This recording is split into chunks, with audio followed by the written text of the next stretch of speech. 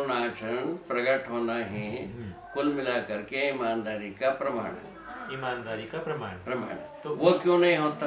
क्योंकि हमारा लक्ष्य जो है गलत है। वो गलत है। सुविधा संग्रह का लक्ष्य के साथ में मानवीयता पूर्ण आचरण आ नहीं सकता।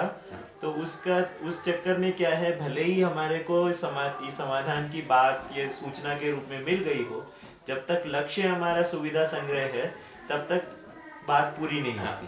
केवल बात तक रहेंगे, आचरण में आएंगे नहीं। सीधी बात है। अब इस बात में है कि लक्ष्य को परिवर्तित कैसे किया जाए।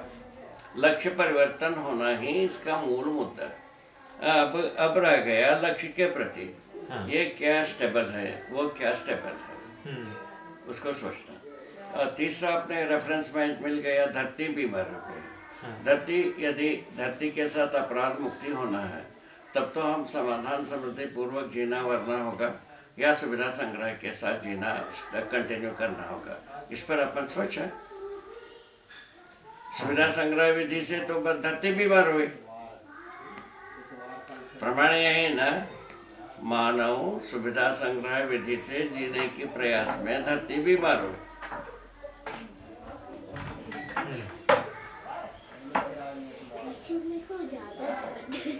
ठीक हो गया?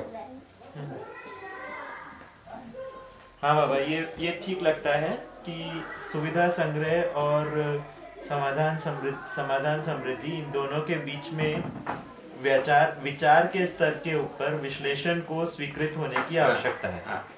तो अगर ये विचार के स्तर के ऊपर स्वीकृत होता है तो फिर ये व्यवहार में आ सकते हैं। हाँ, और आचरण में आ सकता है। आचरण में आएगा तो व्यवहार में आएगा। वो तो प्रमाण हो गया, खत्म हो गया। आचरण में आ गया तो प्रमाण हो गया। तो कुल मिला के हुआ ये है कि ये जो मतलब अगर आचरण में नहीं आया, इसका मतलब कि लक्ष्य अभी भी कहीं और अटका हुआ है। सुविधा संग्रह लक्ष्य विधि से हम सुविधा संग्रह के पक्ष में हैं, इसीलिए आचरण में आ नहीं पाता है। इसलिए आचरण में आ नहीं पाता। लक्ष्य को इसलिए क्या है, समझदारी के पास वो जो सूत्र दी है, समझदारी में संवेदनाएं नियंत्रित रहते हैं, संज्ञानीयता में संवेदनाएं नियंत्रित रहते हैं। ये जो सूत्र दिया है वो उसी के लिए है। तो ये जो संवेदनाएं नियंत्रित हुए बिना मानवीयता पूर्ण आचरण का मॉडल कहाँ हो?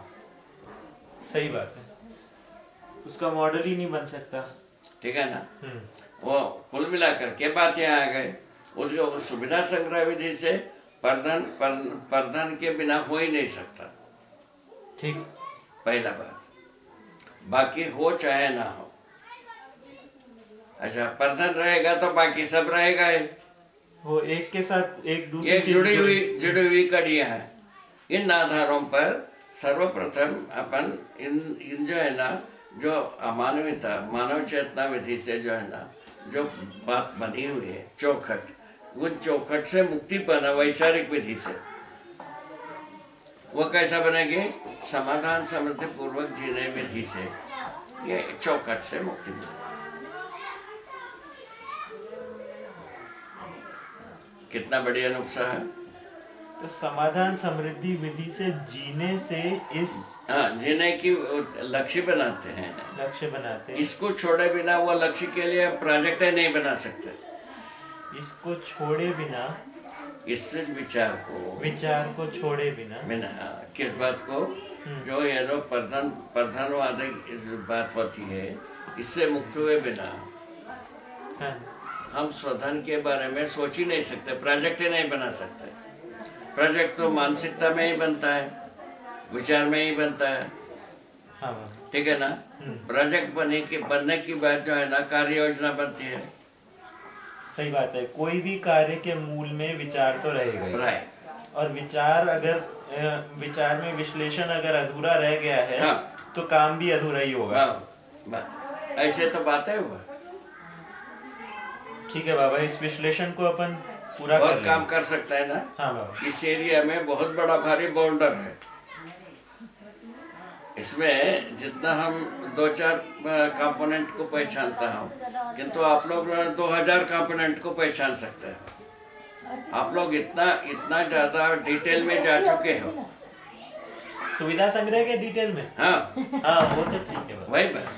सुविधा संग्रह के डिटेल में हमको 2-4 कंपोनेंटें पता है, उसमें जो है ना आप लोग हजारों कंपोनेंट को टटोल चुके हो।